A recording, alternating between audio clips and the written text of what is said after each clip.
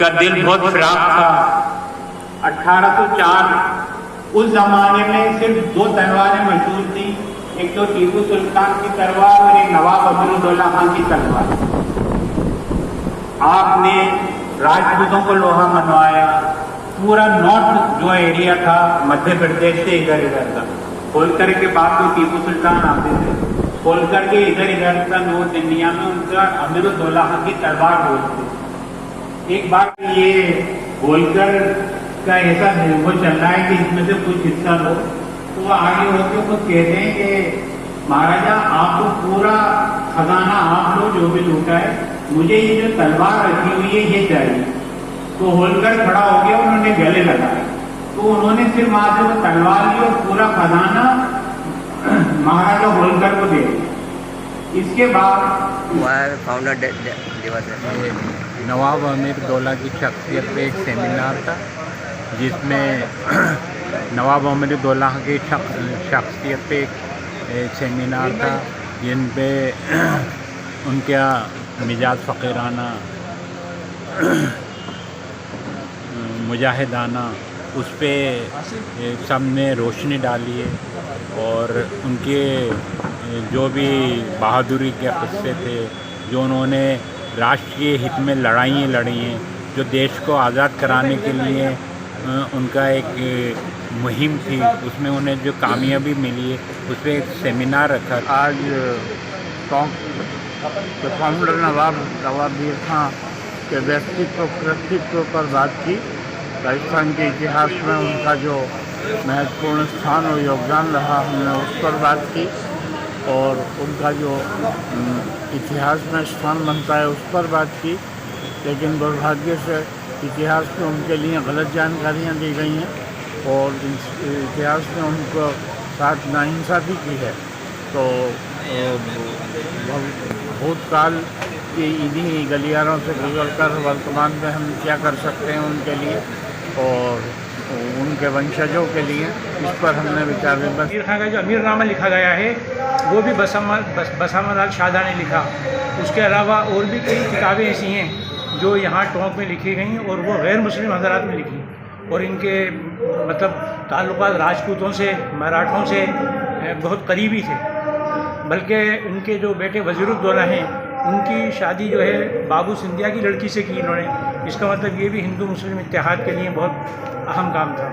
तो मैं ये समझता हूँ कि बड़े पैमाने पर यह काम हो, और बल्कि इसमें कम से कम कौमी सतह पर एक सेमिनार रखा जाए जिसका यहाँ जो नवाब मीर खां नामी बानी रियासत टोंक के नाम पर यहाँ एक प्रोग्राम गोल हवेली में रखा गया था। उसमें मेरी भी शिरकत हुई और यहाँ और भी कई मुक़र्रिरीन तशरीफ़ लाए, मक़ालात पढ़े गए, जिसमें ये साबित किया गया तारीख़ी हवालों के ज़रिए कि मीर खां मुजाहिद आज़ादी के बानीयीन में से थे, फाउंडर्स में से थे। उन्होंने हिंदुस्तान की आज़ादी की बिगुल उस वक्त बजाई थी जब आवाम को पता भी नहीं था कि हम ग़ुलाम हो चुके हैं। ईस्ट इंडिया कंपनी के बढ़ते हुए कदमों को उन्होंने रोकने की पहले ही कोशिशें शुरू कर दी थी।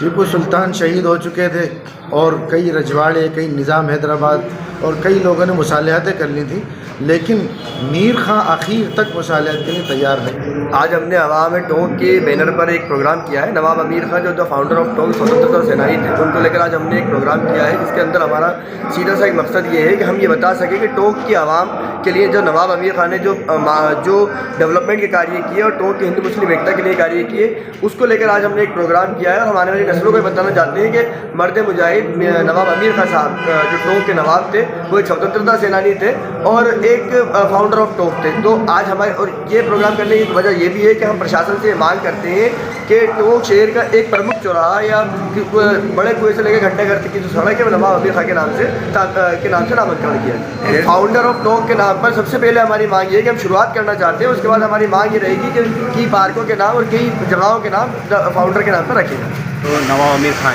जो टोंक रियासत के बानी हैं, टोंक सिटी के बानी हैं, फाउंडर ऑफ टोंक है, उनके नाम पे हम एक जो रोड होता है या कोई जगह होती है उनके नाम पे हम करवाना चाह रहे थे। क्योंकि नवाब अमीर खां की इतने बड़े उन्होंने टोंक को स्थापित किया, लेकिन उनके नाम पे कोई जगह नहीं है। कौन है? तारीखदारों ने भी हिस्ट्रियन ने भी इनको कलमदारों ने इनके ऊपर नज़रअंदाज किया है और जो टोंक के लोग हैं वो भी इसको नज़रअंदाज कर रहे हैं, जबकि इतनी सारी रियासतें हैं, सब मौजूद हैं, वहाँ के नाम मौजूद हैं, लेकिन हमारे नवाब अमीर खां जो कि हमारे अबजदाद हैं, जो हमारी मीरास है, उनके नाम पे कोई जगह नहीं है, बाकायदा टोंक के नाम से उनको नहीं जाना जाता। इसका जिम्मेदार कौन है? इसके ज़िम्मेदार वही लोग हैं जो कि इनको लेके चला रहे हैं, जो सोसाइटियाँ चला रहे हैं, या फिर जो हमारे बड़े बुज़ुर्ग हैं उन्होंने गफलत बरती, उसकी वजह यही है। आपने बीड़ा उठाया, आप क्या कहना चाहेंगे? हमने हमारी कोशिश तो ये है कि हमारे बुज़ुर्ग जो हमारे कौम के बुज़ुर्ग हैं, जो हमारे कौम परस्त लोग हैं, उन तक बात पहुँच जाए और वो बेहतर हो जाए। मेरा नाम कहकशा खान है। मैं मीर खां के ही ख़ानदान की एक फ़र्जंद हूँ और मुझे बहुत खुशी है कि मैं इस ख़ानदान पे पैदा हुई हूँ और सब चीज़ें जगाई जाएँ जो मीर खां में थी, अपने मुल्क के लिए, अपनी कौम के लिए और अपने ख़ानदान के लिए। सिर्फ बातों में नहीं, हम अमल में उतारें मीर खां की ज़िंदगी को अपने, और एक बार फिर याद दिला दें कि हम उन्हीं की कौम और उन्हीं के वंशज हैं जिन्होंने इस मुल्क के लिए अपनी जानों की बाजी लगाकर अंग्रेज़ों से लोहा लिया।